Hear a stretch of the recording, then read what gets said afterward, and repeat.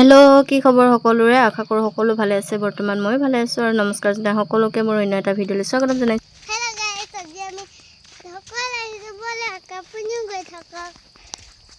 এইফালে নুবেটি আৰু মই এতিয়া ওলাইছোঁ ঢকুৱালে বুলি মানে অলপমান বজাৰ কৰিবলগীয়া আছিলে সেইটো কাৰণে দুইজনী স্কুলৰ পৰা অহাৰ পিছত আহিছোঁ ঢকুৱালে এপাক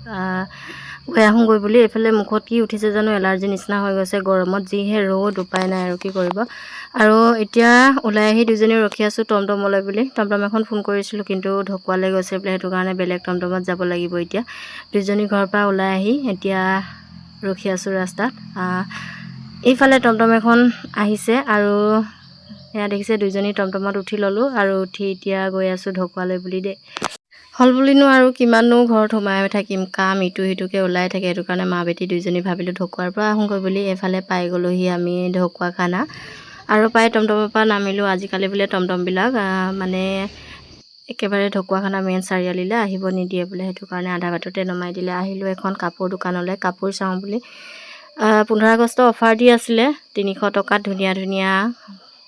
মিক্স পাটৰ আৰু এচি কটন তেনেকৈ বহুত ধৰণৰ কাপোৰ আৰু তাৰে কেইযোৰমান ল'লোঁ নুবেটি ধুনীয়াকৈ এইফালে খাই আছে লালমোহন ময়ো লৈ লৈছোঁ একাপ চাহ আৰু এইফালে আইচক্ৰীমো লৈ লৈছে তাই দুইজনী বজাৰ চজাৰ কৰি আজৰি হ'লোঁ আজৰি হৈ আৰু এইফালে হোটেলতে চাহ খাবলৈ বুলি আহিলোঁ চাহো খাই লোৱা হৈ গ'ল আৰু এতিয়া ঘৰলৈ বুলিহে যাব লাগিব কি বজাৰ কৰিলোঁ চব ভিডিঅ' কৰি থকা নহ'ল আৰু যিহে ৰ'দ আৰু এইফালে আমাৰ ঢকুৱাখানাতে নৰ্মাল ফিল্ডত 15 আগষ্টৰ কাৰণে কলেজৰ ষ্টুডেণ্টবিলাকে প্ৰেক্টিছ কৰি আছে দেই ভিডিঅ'টো আছিল যোৱা কালিৰ কিন্তু এডিট কৰা নহ'ল আৰু সেইটো কাৰণে আজিয়ে আগবঢ়াইছোঁ মানে ইয়াতে যিহেতু 15 আগষ্ট আছে পালন কৰিব আৰু তাৰ বাবে ল'ৰা ছোৱালীবিলাকে প্ৰেক্টিছ কৰি আছে আৰু ওচৰতে ফল মূল দোকান এখন আছিলে নুবেটিৰ কাৰণে তৰমুজ আৰু আপেল লৈ ল'লোঁ আৰু নুবেটিয়ে ক'লে যে মা অলপমান কেনেকৈনো প্ৰেক্টিছ কৰিছে চাই লওঁ বুলি তাকে তাইকো অলপমান দেখাই দিছোঁ আৰু কাইলৈ যিহেতু 15 আগষ্ট আৰু সেইবাবে ইয়াতে কলেজৰ সকলোবিলাক ষ্টুডেণ্ট আহিছে অলপমান ৰিহাৰ্চ কৰিবৰ কাৰণে প্ৰতি বছৰে ইয়াতে এনেকৈ নৰ্মাল ফিল্ডত মানে 15 আগষ্ট ডাঙৰকৈ উদযাপন কৰা হয় আৰু কৈছোঁ আগতে ভিডিঅ'টো যোৱাকালিৰ আছিলে ইমান গৰমত বজাৰ কৰি আহি আৰু ভিডিঅ' এডিট কৰি থকা নহ'ল সেইটো কাৰণে আজি এডিট কৰি আজি আপলোড কৰিছোঁ নুবেটিয়ে অলপমান চাওঁ বুলি কোৱাৰ কাৰণে তাইকো অলপমান ৰখি পিনে দেখাই দিলোঁ আৰু টমটম ভাইটিজনক ফোন কৰি দিলোঁ যে আমি ঘৰলৈ যাবলৈ ৰখি আছোঁ আহা বুলি আৰু টমটম চলোৱা ভাইটিজনো আহি গ'ল আৰু এনেকৈ ক'ৰবাত যাবলৈ হ'লে ইয়াত ফোন কৰি দিওঁ আৰু এনেকৈ লৈ যায়হি কিনো বজাৰ কৰিলোঁ চাওঁ আহকচোন এইফালে নুবেটিৰ কাৰণে এয়া ক্লিপ ৰবৰ কেপেনা আৰু ক্লিপ সেইবোৰ আৰু তাইৰ কাৰণে এযোৰ কাপোৰ ল'লোঁ আৰু স্কুলৰ বেগটো অলপমান বেয়া হৈছিল সেইটো কাৰণে ক'লে যে মা স্কুল বেগ এটা লওঁ বুলি স্কুল বেগ এটা লৈ ল'লোঁ আৰু এইফালে মই ল'লোঁ কাপোৰ কেইবাযোৰো লোৱা হ'ল দেই মানে বজাৰ কৰিলে একেবাৰে বহুত দিনলৈ কৰা নিচিনাকৈহে কাপোৰ ল'লোঁ দেই এইফালে দেখিছে নহয় খুবেই ধুনীয়া হয় কাপোৰ কেইযোৰ এয়া দেখিছে 7যোৰমান আছে নেকি আৰু গোটেইকেইযোৰ 300 টকীয়া আৰু 400 টকীয়া ভিতৰত হয় কাপোৰ কেইযোৰ ভিডিঅ' এটা বেলেগ এদিন কৰি দেখাম বাৰু আজি এনেই অলপমান ওপৰতে দেখাই দিছোঁ এইযোৰ কালাৰটো মোৰ খুবেই ভাল লাগিছে আৰু দোকানীজনেও ক'লে যে এইযোৰ ভাল লাগিব লৈ লোৱা বুলি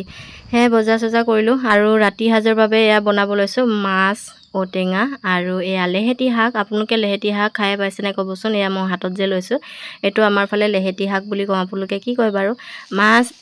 বাবা আহিছিল ৰাতিপুৱাতে লৈ আনিছিল ঘৰত লোকেল মাছ মানে ঘৰৰ নহয় আৰু জালত মাছ লাগিছে তাৰহে লোকেল মাছ লৈ আনিছিল তাকে আকৌ অকণমান ভাজি ল'লোঁ ভাজি লৈ ঔটেঙাটো কাটি ল'লোঁ ভালদৰে কুমলীয়া ঔটেঙা আৰু এয়া বনশাক এনেদৰে বনশাকত নহৰু অলপমান খুন্দি পিনি তেলত দিলে গোন্ধটো খুবেই ভাল আহে আৰু খায়ো ভাল লাগে কেৰাহী গৰম হৈ গ'ল ইয়াতে নহৰু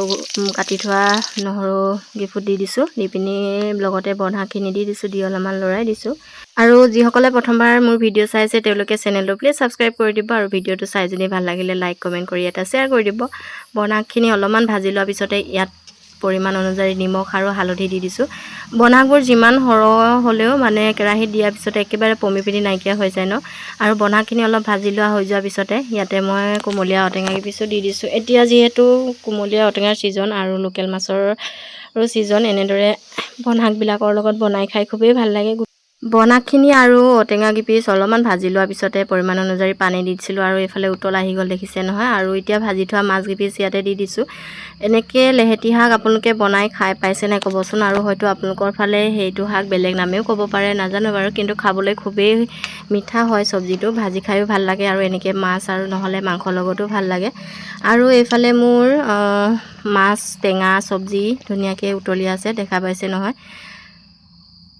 খাবলৈ খুবেই সোৱাদ লগা হয়। নিশ্চয় এনেকৈ লেহেতি শাক বনাই খাই চাবচোন টেঙা দি মাছৰ লগত। আৰু আজি ভিডিঅ'টো চাই কেনে পালে নিশ্চয় কমেণ্ট বক্সত কমেণ্ট এটা কৰি জনাবলৈ নাপাহৰিব। ফাইনেলি মোৰ মাছৰ টেঙা আৰু বন শাকৰ ৰেচিপিটো ৰেডি হৈ গ'ল। বহুত বহুত ধন্যবাদ জনাইছোঁ ভিডিঅ'টো চোৱাৰ বাবে। আৰু পুনৰ এটা নতুন ভিডিঅ'ত লগ পাম। তেনেহ'লে আজিলৈ বাই বাই। আৰু এতিয়া এয়া গৰম শাক বাৰী ধুনীয়াকৈ গৰম ভাতৰ লগত খোৱাৰহে কথা নহয় জানো। আজিলৈ বাই বাই দেই।